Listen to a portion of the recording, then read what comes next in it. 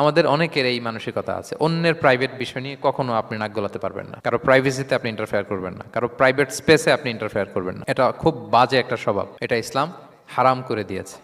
আমাদের অনেকের মধ্যে আছে খুঁটে খুঁটে, ভাই এটা কি ওইটা কি করছেন, সরকারি চাকরি না প্রাইভেট চাকরি, বেতন কত, বয়স কত, ওইটা কত ওইটা কত, হাবি যাবি, এটা তার ইটস নট হিজ বিজনেস। তারপরে মানুষ খুঁচিয়ে খুঁচিয়ে নিঃসন্তান দম্পতি আমি দেখেছি, তাদেরকে পেলে অনেকে, ভাই কি সমস্যা, কয় বছর হইল, বাচ্চা নিচ্ছেন না কেন, কবে হবে, কার সমস্যা, আপনার সমস্যা না ভাবির সমস্যা, বেটা তোর কি সমস্যা ওইটা বল।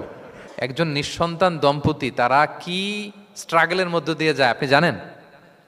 এটা তার জন্য পরীক্ষা, ওই পরীক্ষার মধ্যে আপনি খুঁচিয়ে খুঁচিয়ে, মানে সে kind of his a gynaecologist, treatment দিচ্ছে, ভাই কি হয়েছে এইটা ওইটা, তাদেরকে বিব্রতকর একটা পরিস্থিতিতে ফেলা, এম্বারাসিং একটা সিচুয়েশনে ফেলা, এটা হারাম।